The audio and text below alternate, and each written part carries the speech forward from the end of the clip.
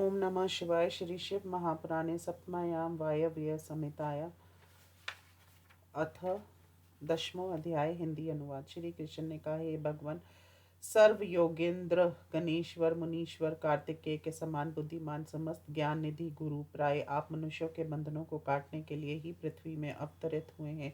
हे परमेश्वर, आप महर्षि रूप धारण कर स्थित है, नहीं तो इस संसार में आपके अतिरिक्त कोई देव अथवा दानव शिवात्मक परम भाव को क्यों नहीं जानता। इसलिए साक्षात शिव जी के समान आपके मुख से निकले हुए शिव ज्ञान अमृत को पीकर मेरा मन तृप्त नहीं हुआ। संसार के स्वामी शिव जी की गोद में बैठी हुई परमेश्वरी ने अपने पति से क्या प्रश्न किया था। उपमन्यु ने कहा, हे श्री कृष्ण, तुमने उचित प्रश्न किया। मैं इसका ठीक ठीक उत्तर देता हूँ, क्योंकि तुम शिव भक्त हो तथा सबका कल्याण चाहते हो। सुंदर कंदराओं वाले दिव्य मंदिर नामक गिरिवर में देवी के साथ महादेव ध्यान मग्न थे। उस समय पार्वती की प्रिय सखी शुभावती मुस्कुराती हुई खिले हुए मनोरम फूलों को ले आई। तब महादेव जी ने एकांत में देवी को अपनी गोद में बिठाकर उन्हें उन फूलों से सजाया और वे स्वयं प्रसन्न हुए। उसके बाद अंतपुर में रहने वाली उत्तम आभूषण धारण की हुई देवियों और उनके अंत रंग गणेन्द्र उन समस्त लोगों की स्वामिनी को तथा समस्त लोगों के स्वामी परिपूर्ण शिव जी की हाथ में चंवर लेकर सेवा करने लगे। तब शिव शिवा के बीच में शिव भक्तों तथा संसार के कल्याण के लिए कथा प्रारंभ हुई। तब अवसर पाकर समस्त लोगों की स्वामिनी पार्वती ने समस्त लोगों के स्वामी अपने पति से पूछा। देवी ने कहा, आत्म तत्व को जानने वाले अजितेंद्रिय तथा मंद बुद्धि वाले पुरुषों के वश में आप कैसे हो सकते हैं। ईश्वर ने कहा, मैं श्रद्धा के बिना ना किसी कर्म तप जप आसन ज्ञान तथा किसी दूसरे उपाय से वश में नहीं हो सकता।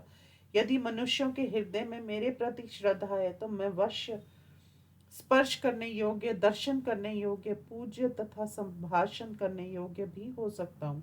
मुझे जो वश में करना चाहता है उससे मेरे प्रति अटूट श्रद्धा करनी चाहिए, क्योंकि चारों वर्णों के धर्म की रक्षा का हेतु श्रद्धा ही है। जो मनुष्य अपने वर्णाश्रम धर्म में रहता है उसी के हृदय में मेरे प्रति श्रद्धा होती है और किसी को नहीं। चारों आश्रम वालों के लिए सुप्रसिद्ध धर्म शास्त्र का वर्णन मेरी आज्ञा से पहले ब्रह्मा जी ने किया था।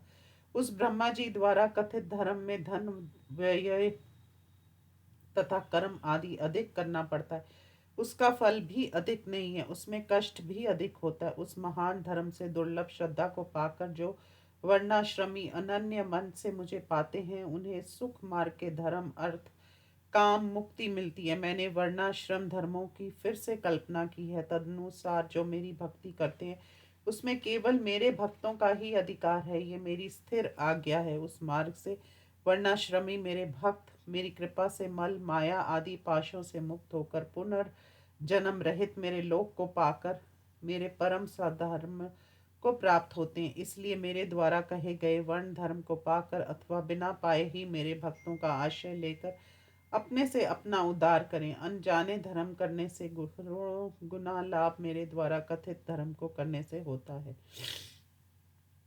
हे आर्या सुंदरी, योगाचार्य के बहाने से मेरे हजारों अवतारों सभी मनवंतरों में होते हैं। हे सुरेश्वरी, जो अयोग्य मूर्ख तथा मेरे भक्त नहीं है उन्हें मेरे अवतार परंपरा का ज्ञान नहीं होता। अंत इस ज्ञान को प्रयत्न पूर्वक करके वह हानि गड्ढा मोह अंधता तथा गूंगापन है जो मनुष्य मोक्ष मार्ग को छोड़कर और कार्यों में परिश्रम करता है। सुरेश्वरी, ज्ञान क्रिया पूजा योग्य ये सनातन चतुष्पाद धर्म कहा गया है। पशु पाश और उनके पति का ज्ञान ही वास्तविक ज्ञान है। गुरु के अधीन रहकर 6 मार्गों की शुद्धि को क्रिया कहते हैं। मेरे द्वारा निर्दिष्ट वर्णाश्रम विधि से मेरी पूजा को ही चर्या कहते हैं। मेरे द्वारा कहे गए मार्ग से समस्त कार्यों को छोड़कर मेरे मन में लगाने को योग कहते हैं। हे देवी, चित्त का निर्मल होना अनेक अश्वमेध यज्ञों से श्रेष्ठ है तथा मुक्ति प्रद है। ये विषयी पुरुषों के लिए दुर्लभ है। यम नियम द्वारा जिन्होंने इंद्रियों को जीत लिया है ऐसे विरक्त पुरुष का योग पूर्व जन्म के पापों का नाशक होता है। वैराग्य से ज्ञान होता है और ज्ञान से योग में प्रवृत्ति होती है। योग को जानने वाला पतित होने पर भी निस्संदेह मुक्त हो जाता है। मनुष्य को सदा दया अहिंसा तथा ज्ञान संग्रह करना चाहिए। सत्य भाषण, चोरी न करना, आस्तिक बुद्धि, श्रद्धा, इंद्रिय निग्रह, अध्ययन अध्यापन, यजन याजन, ध्यान, ईश्वर भाव, सदा ज्ञानशीलता। जो ब्राह्मण इस प्रकार ज्ञान योग की सिद्धि के लिए प्रयत्न करता है वह शीघ्र ही ज्ञान को प्राप्त हो योग को जान जाता है। हे प्रिया, वह योगी क्षण भर में ज्ञान अग्नि से इस शरीर को भस्म करके मेरी कृपा से कर्म योग को जानकर बंधन मुक्त हो जाता है। पुण्य तथा अपुण्य कर्म मुक्ति मार्ग के बाधक होते हैं। अंत योगी पुरुष मेरी आज्ञा से पुण्य अपुण्य से दूर रहे। फल प्राप्ति की इच्छा से कर्म करने वाला बंधन में पड़ जाता है। कर्म का नहीं, वास्तव में कर्म फल का त्याग करे। हे प्रिया, पहले कर्म यज्ञ से मेरी बाहर से पूजा करे, फिर ज्ञान योग में तत्पर होकर योग करे।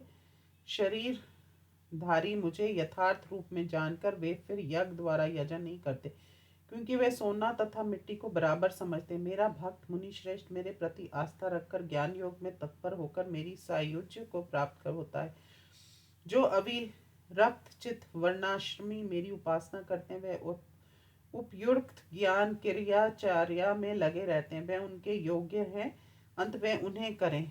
मेरा पूजन बाहर भीतर भेद से दो प्रकार का होता है और वाणी मन शरीर भेद से मेरा भजन तीन प्रकार का जानना चाहिए। जो तप कर्म जप ध्यान ज्ञान सत्पुरुषों ने 5 प्रकार से कहा है वही भजन है। दूसरों द्वारा जानने योग्य हमारी पूजा बाहरी पूजा है और जो मेरा हृदय में ध्यान करता है वह भीतरी पूजन है।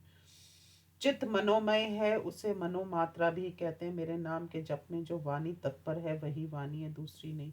मेरे आदेश के अनुसार त्रिपुंड आदि लक्षणों से युक्त तथा मेरी पूजा में तत्पर शरीर ही शरीर है, दूसरा नहीं। मेरा पूजन ही बाहरी कर्म है, मेरी आज्ञा से रहित यज्ञादि कर्म नहीं है। मेरे लिए शरीर को सुखाना ही तप है, ये हमारा मत है। ओंकार अथवा पंचाक्षर का अभ्यास ही जप है, रुद्राध्याय का अभ्यास ही वेदाध्ययन है। इसके बिना नहीं, मेरे रूप का ध्यान ही समाधि है, आत्मा के लिए की गई समाधि नहीं है। शैव शास्त्र का ज्ञान ही ज्ञान है और नहीं देह देवी पूर्व जन्म के संस्कारों के अनुसार बाहर भीतर जहाँ प्रेम हो उसी पूजन को प्रारंभ करे। बाहरी पूजन से भीतरी पूजन 100 गुना अधिक श्रेष्ठ होता है, क्योंकि उसमें बाहरी दोष दिखलाई नहीं पड़ते। अंतकरण की शुद्धि को ही शुद्धि कहते हैं, ना कि बाहरी शुद्धि को, क्योंकि अंत शुद्धि को के बिना शुद्ध भी अशुद्ध ही है। शुद्ध भावना से बाहरी तथा भीतरी जो भजन है वही उत्तम है। भावना रहित भजन केवल ठगी है। मैं कृत कृत्य तथा पवित्र हूँ, मुझे मनुष्यों से क्या लेना है। मैं तो बाहरी भीतरी भाव को ही ग्रहण करता हूँ। ये देवी भाव युक्त मन से जो क्रिया की जाती है वही क्रिया है, जिसमें मन वाणी कर्म से किसी फल की इच्छा नहीं होती। हे देवी, फल प्राप्ति की इच्छा से मेरा सहारा लेना तुच्छ है, क्योंकि फल चाहने वाला उसके अभाव में मुझे छोड़ सकता है। हे सुंदरी, जिस फल प्राप्त करने वाले का मुझ में मन लगा है उसे मैं उसकी भावना के अनुसार फल देता हूँ। फल प्राप्ति की इच्छा के बिना जिनका मन मेरे में लगा रहता है और जो बाद में फल मांगते हैं वे भक्त भी मेरे प्रिय हैं। पूर्व जन्म के संस्कारों के कारण जो फलाफल की चिंता किए बिना मेरी शरण में आते हैं वे मेरे प्रियतम हैं। हे परमेश्वरी, जिन्हें मेरी प्राप्ति से बढ़कर दूसरा कोई लाभ नहीं है, मेरे लिए भी उसकी प्राप्ति से बढ़कर कोई लाभ नहीं है। मेरी कृपा से ही उनका भाव मेरे प्रति होता है। मैं भी उन्हें बलपूर्वक परम निर्वाण रूप उत्तम फल देता हूँ। जो महात्मा मेरे अन्य भक्त हैं जिन्होंने मुझ में मन लगा रखा है, उन धर्माधिकारियों के 8 प्रकार के लक्षण कहे गए हैं। मेरे भक्तों के प्रति प्रेम, पूजा के प्रति प्रवृत्त करना, स्वयं पूजा करना, मेरे लिए अंगों की चेष्टा करना, मेरी कथा सुनने में भक्ति, वाणी, नेत्र तथा अंगों की क्रिया, प्रतिदिन मेरा स्मरण और मेरा ही आशय करना, इस प्रकार के 8 चिन्ह जिस मलेच्छ में भी हूँ वही उत्तम ब्राह्मण, मुनि, श्रीमान, साधु तथा पंडित है।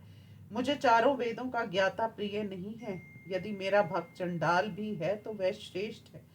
उसकी दी हुई वस्तु को मैं ग्रहण करता हूँ, वह मेरे समान पूज्य है। पत्र पुष्प फल जल जो मुझे भक्ति से देता है उसको मैं नाश नहीं करता, वह भी मेरा बना रहता है। इस प्रकार श्री शिव महापुराण में शिव भक्ति वर्णन नामक 10वां अध्याय समाप्त। ओम नमः शिवाय।